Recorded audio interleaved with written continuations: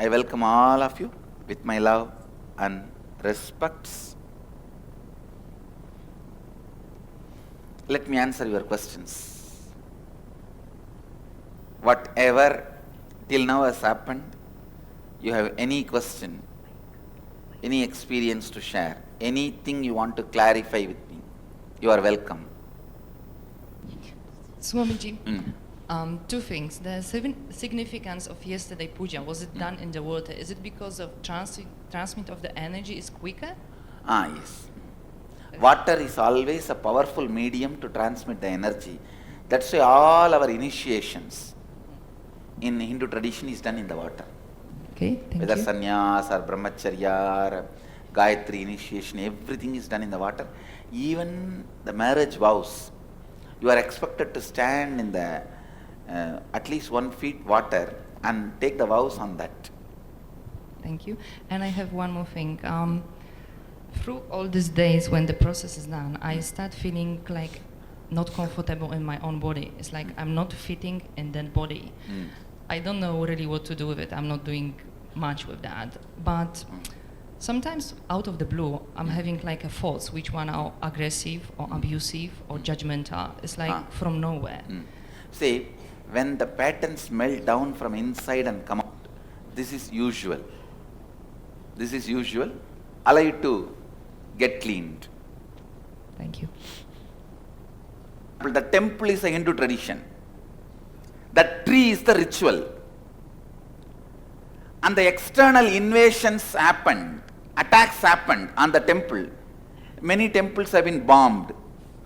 Those attacks only is an invasion. Now see,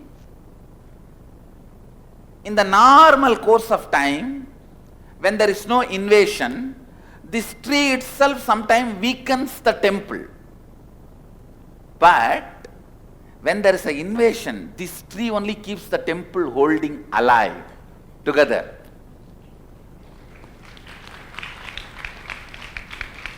Sometimes the rituals will look little reducing the spirit of the original spiritual truth. But during the crisis time and invasions, invasion means even when you are having high SDHD, you are having cultural invasion. That is invasion. During those moments, the ritual will at least keep the basic truth alive, intact. Because it keeps the basic temple structure intact without collapsing. Ritual is just like those trees.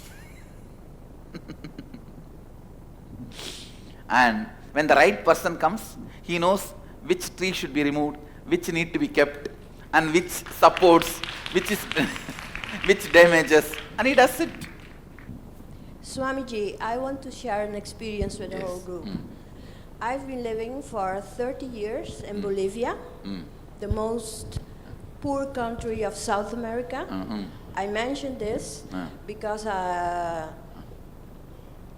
the poorness, there was not a big Western influence. So lots of tradition has been conserved. Kept alive. Kept alive. I had a sick cousin who came from the United States with schizophrenia, and a shaman has been treating him. And I'm surprised about lots of similarities I see in the way he has been healing my cousin and the way you are working. Wow. Yeah, for example, he worked with sound, breaking branches, while my cousin had to be laid down with eyes closed, things like that. But the thing that most impressed me was working with a waterfall.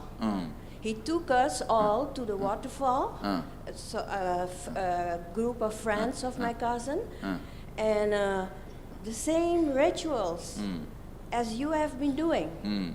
And from the beginning, when I came to Cambodia, I saw people and I said, but they look exactly like people in Bolivia, the real people. Shamanism is basically from Shaivism.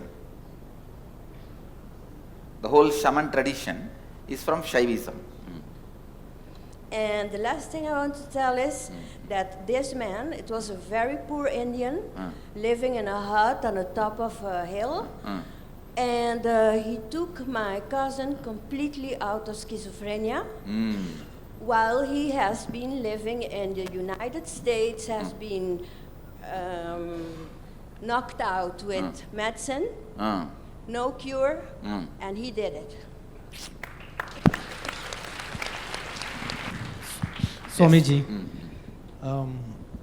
regarding getting the blessings from you during the Pada Puja, you know, I'm always in a state where I forget myself. We are in a no thought zone.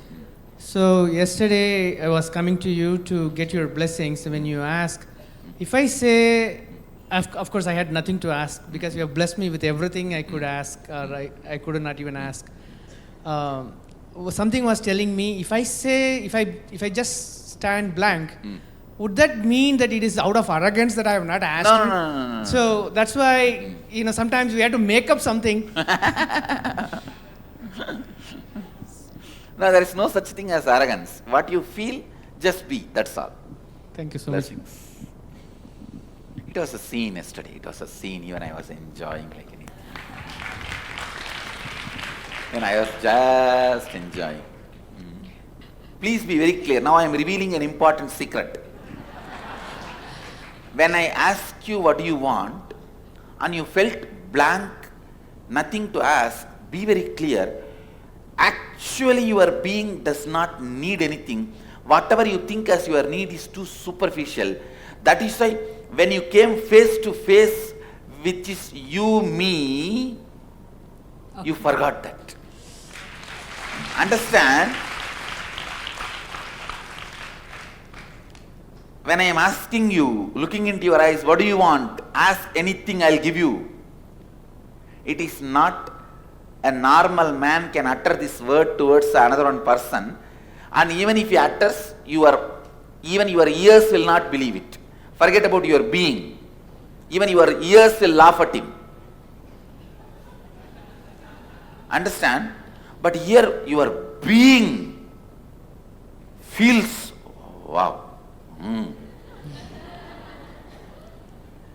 That you meet me and become you me, that at that one space you are very clear, you don't need anything. All your needs are too superficial to ask. Forget about it. And second, whenever you come near me and you felt you have lost your mind or you lost everything and you did not feel like asking anything, be very clear, I have given you what I want to give you. The best space to be in is the space where you don't need anything. That's your original space. And that also, as experientially, see, you don't ask somebody if you think he won't be able to give. But here you know he can give.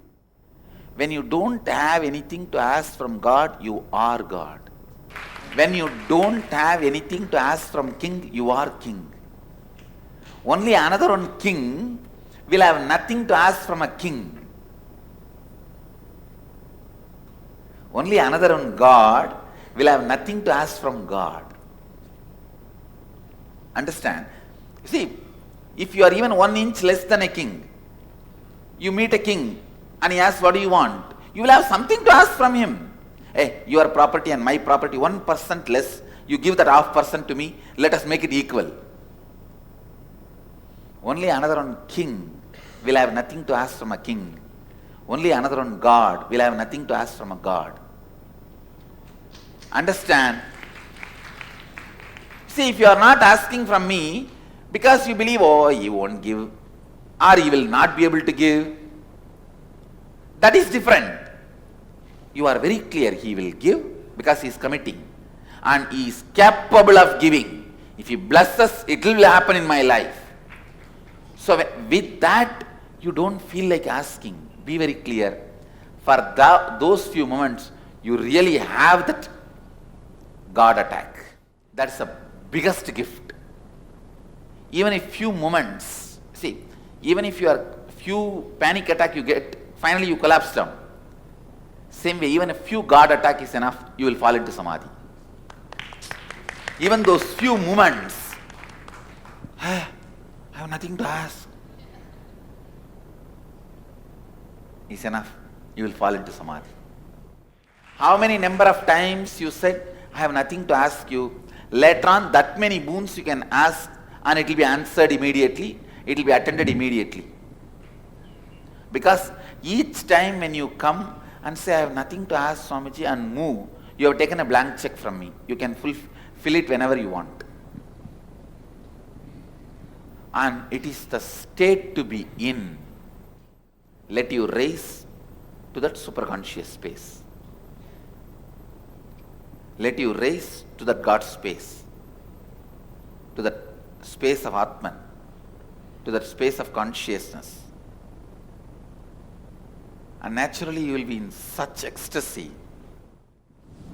That's the best thing you can get. Especially knowing that He will give and He is capable of giving.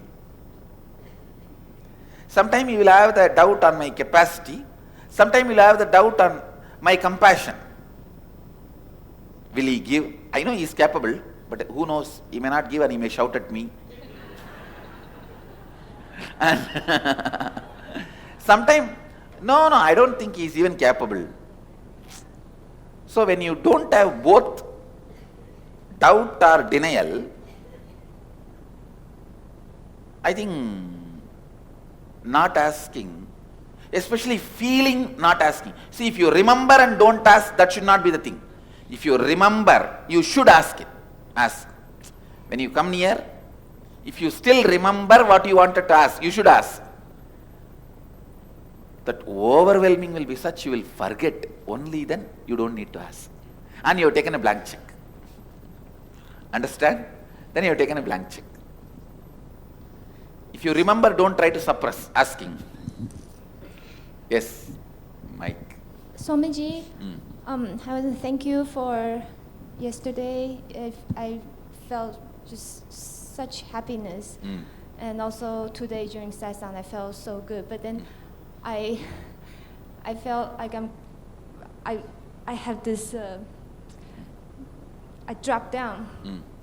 And I have so much fear and nightmares. And don't worry about it.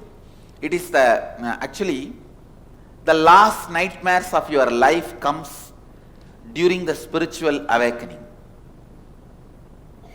The spiritual awakening is the time, now it is happening.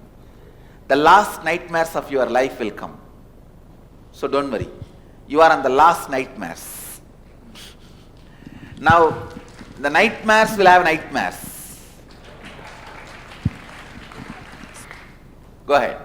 Swami, I would like to thank you for bringing us with you to such a beautiful country as Cambodia. And I wanted all of you to know, even though this country is so poor, no crime. Our guides who are staying here for years, they told me, Swamiji, we have never, not only we have not seen, we have never heard a single robbery, rape or murder, and practically no crime. Such good people. That's the right word I will use. And our guides are telling, the common salary here, $55 per month, not per day. Just $55 per month. If somebody gets $100 per month, it's a good salary. Very good salary. But they say, we have never heard any robbery, rape or murder, any of these crimes. Nithyananda Swamiji, I would like to say thank you so much for connecting me to the divine, Such a wonderful experience I had yesterday with you. Oh my God. This is the first time I did Pada Puja yesterday, and it was so wonderful, so wonderful. Oh my God, I can't believe this.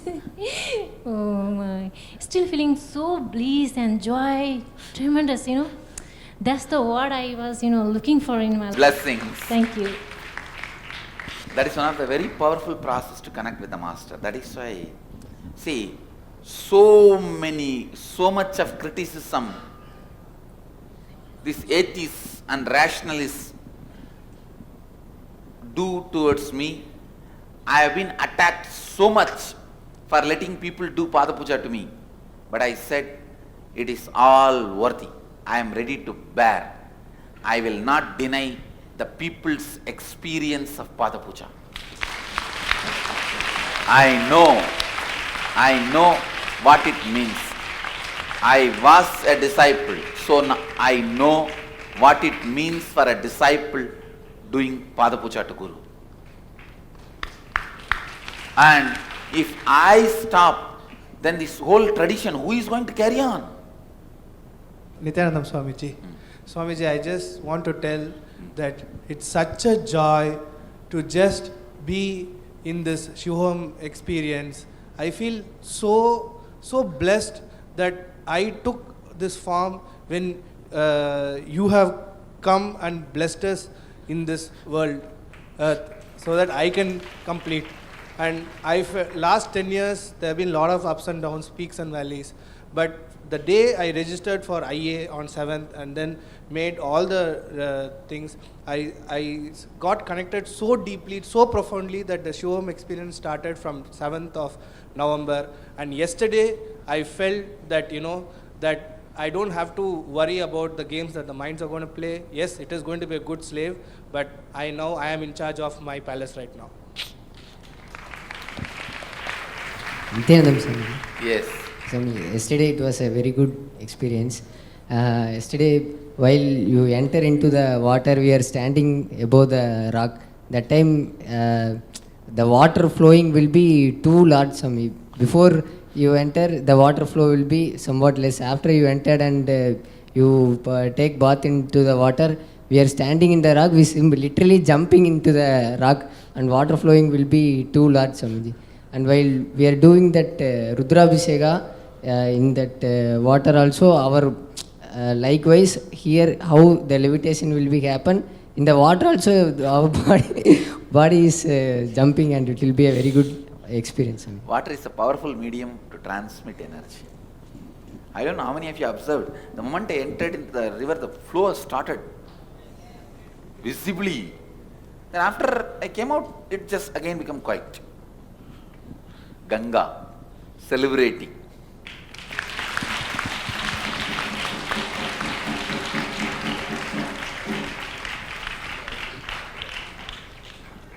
Ganga celebrating Gangadhara.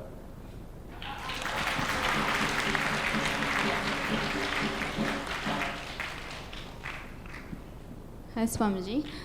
Yesterday, actually, I didn't have any plans to do Pada Puja. I didn't register for it. I was just thinking that I brought something. I was hoping, okay, I can just give it to you if there's a moment, if I can give. So I just carried that with me. And then on the spot, we registered, when Manyanatma announced, I had that feeling that I want to do. So when I was watching actually the first batch, it was just too overwhelming actually, even to watch the people doing it.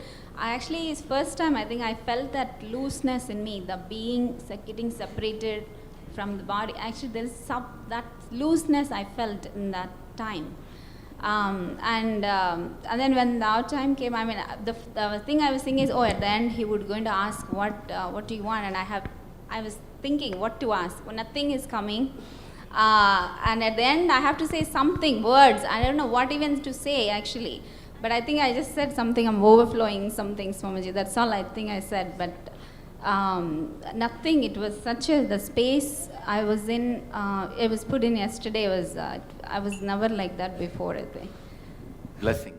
I bless you all.